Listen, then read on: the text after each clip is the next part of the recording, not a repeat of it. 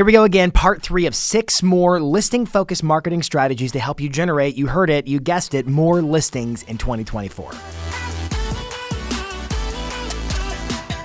Once again, welcome to This Week in Marketing. I'm Jason Pantana. I'm your host, and I'm glad you're watching today. And if you're new to the channel, please make sure to tap that big red subscribe button. And there's a little bell icon right next to it. If you turn that on, it puts notifications on. So whenever we publish new videos and new episodes just like this, you're the first to be alerted about those episodes and therefore the first to take action on all the ideas. And we have lots of ideas today, so let's dive in. All right, we're on number 13, and if, again, you just started watching, this is a 4-part series, 6 per week, of 24 total listing attraction strategies to help you generate more listings in 2024. We're picking it up at number 13 today. These are in no specific order, so if you didn't watch part 1 and part 2, you can watch this and then go back and watch part 1 and part 2. It's simply a buffet of different options that you can leverage in your own marketing mix to generate more listings, and number 13 is your listing launch strategy. You know, when you have listings, leveraging your listings to get more listings is a no-brainer, an absolute no-brainer. Yet I've come across so many agents who say, I don't want to make a listing video for that listing. It's too much work, or I don't think it needs a listing video. And I say, what a shame. I mean, I can respect the fact that maybe there's a listing that is truly not an area where you want any more business because maybe it's a long commute or whatever your rationale may be. Notwithstanding, we know that when a house comes on market and someone decides to sell and then it sells, that creates a buzz, that creates a ripple effect of momentum in the marketplace. And so other neighbors start to think to themselves, maybe we should sell. The neighbors did it. It looks like a good time to sell. If you're not leveraging the listing launch to be in front of all the neighbors around that sale, you are potentially costing yourself more business. I've met a lot of top producing agents who they have a big sale in an area, and before you know it, that little sale turns into an entire geographic farming strategy that lasts for years.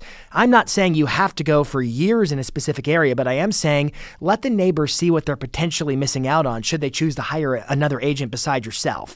That your marketing for that seller is so good that every homeowner who lives nearby thinks, my goodness, we'd be nuts if we didn't list with so-and-so with you, because they're leveraging social, they're leveraging postcards, they're door knocking, they're putting on mega open houses, they're pulling all the stops. My recommendation is pull all the stops and make sure every neighbor knows that you are the listing agent of choice in that specific area. Next up on the list, number 14 is leveraging local business partner relationships, and this could be a formal or an informal concept. Informally, it could simply be you being connected with other local business owners. Now, I would ask you, what's your strategy? I'm not saying just every now and again you hobnob and shake some hands with some local business owners. I'm saying, what's your strategy in terms of being calculated, in terms of being intentional in fostering those relationships with local coffee shop owners, with folks who run the local gym, folks who are connected, because once they get the sense that you know them and you support their business, that invokes reciprocity. And then suddenly they start talking about you to others who are potentially looking to sell their properties or move to the area. And you become the agent of choice in your community because you are a local business and you support local businesses, and you become the leader, the team captain, so to speak, of local businesses. Now, that's the informal side of it. More formally, you could potentially put together seminars where you invite other local business owners who have services related to the home. It could be audio installation or smart homes or different aspects or structural, different aspects whereby you coordinate with other local vendors and you put together a homeowner workshop of some type that would be massively beneficial and valuable for homeowners, because I can tell you, I'm a homeowner, and guess what? I'm always looking for good contractors, good vendors, and building up my own Rolodex of options should I have needs, because guess what? Homes have needs. And so this could be a massive opportunity to be a tremendous resource to every homeowner in your community, and then to invite other local businesses into that to lead a workshop. And you have to think through the lens of a homeowner who's looking to build up their Rolodex. It may seem to you on the surface like, who would come to that? I would show up to that, because I would always be looking to know the right people to help me keep my house in the top shape. And it's going to position you as the listing agent of choice. This one's simple. Leverage local business relationships. You are a local business. Be the team captain of every local business so it all points back to you as the listing agent of choice. Next up on the list is portal placements, and this is going to be somewhat of a broad stroke. I'll include some elements here that maybe don't quite belong, but you'll give me the forgiving grace of this being a bit miscellaneous. Portals represent platforms that are typically data aggregators, like Zillow, like Realtor.com, and platforms such as that. And Zillow, for instance, you may be aware, has a new product they're rolling out. It's not in every market yet, and it's called Showcase. And it's an opportunity for you as a listing agent. It costs money, of course, but it's an opportunity for you as a listing agent to decide, do I want to give premier placement, premier exposure to my listings?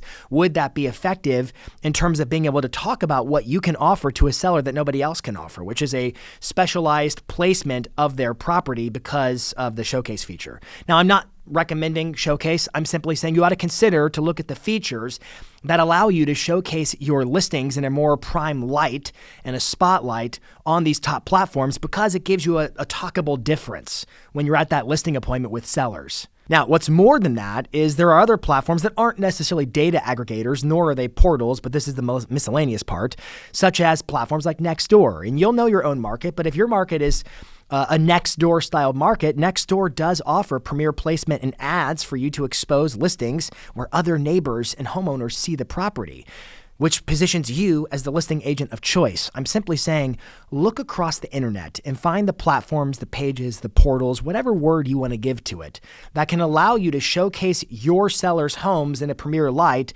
and then use that as a core talkable difference at a listing appointment, and allow yourself to be seen through the lens of, wow, this agent can give us more than other agents can, amongst other homeowners who make the decision to list and sell their properties down the road.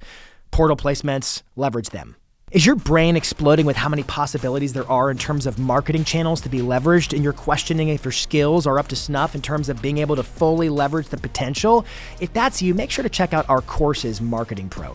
Marketing Pro are deep dive courses. They're video recorded, they're screen sharing. It's me demonstrating step by step how to integrate certain features like social media marketing on Facebook, Instagram, TikTok, and YouTube, talking about your SEO strategy to win on Google through your Google business profile, talking about massive pillars of marketing like email marketing. If you're looking to level up your marketing game, your smarts and your knowledge and your skills and your execution in 2024, make sure to click the link in the description for more details about Marketing Pro. Next on the list is an old standby, and that is to leverage networking groups like BNI groups, like Chamber of Commerce, like any kind of a business association, whether it's B2B or B2C, leveraging networking groups because they're relationships. Real estate is a relationship business. It has been and it will be a relationship business. And if you aren't immersing yourself in your circle of vendors, I'm talking about insurance, inspectors, appraisers, escrow, etc. If you're not leveraging those relationships, then you're failing to realize how many conversations they have with homeowners who may be deciding to sell their home. You need to be the best networked. When you look at real estate and how folks generate business, really there's three ways to get business. You could zoom out and take the bird's eye view and recognize that any top producing agent is generating business by way of either marketing, prospecting, or networking. It is a combination of one or all of those three maneuvers to get business, and networking is an art and a skill. And I ask you the question, especially agents who are more of the logical types, more of the I don't want to be in a crowd mixing it types. My question for you is, how are you going to leverage networking groups this year? Maybe you're somebody who's a bit more shy and introverted, so the challenge would be, what's going to be your game plan to put yourself in the room with other people who have the potential of connecting you with prospective sellers down the road? And for those who are very gregarious and extroverted, that's awesome. How are you going to quantify your networking? How are you going to measure that it's working this year and that you're legitimately getting referrals and that you're connected to the right people? Networking is a huge element of this business. Are you going to make it a strategic part of it? Again, we're talking about BNI groups. We're talking about maybe book clubs. We're talking about any kind of a business meetup where you can be connected on a recurring basis with people over and over and over again to build and deepen relationships that lead to more business. Now, number 17 is sort of on the heels or piggybacking the last point. And number 17 is referral groups. This is a little bit different than networking groups. Networking groups, I'm looking through the lens of these are more personal. You're in a meeting with people, it's recurring. But referral groups could be Facebook groups, could be communities or networks of which you're a part. It could be your own brand, your real estate brand with which you're associated. And guess what? It most certainly could be. It could be being a member of the Tom Ferry coaching ecosystem, whereby you have those relationships that can be leveraged and experienced on Facebook groups, at events, and through all our different connection points so that you're connected with other like-minded top producing agents. When I look at my coaching clients' businesses every year and we build out a plan of action for how they're going to generate more business and grow and scale in the upcoming year, we do an exercise called lead sourcing, which is where you look at where did last year's deals come from.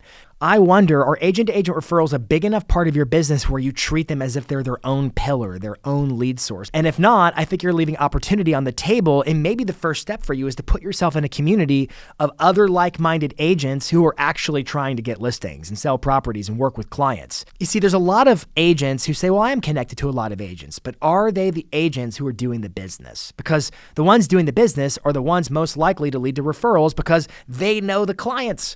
And so are you immersed in the right relationships? Talking about Facebook groups like our Facebook groups, talking about communities, talking about brands.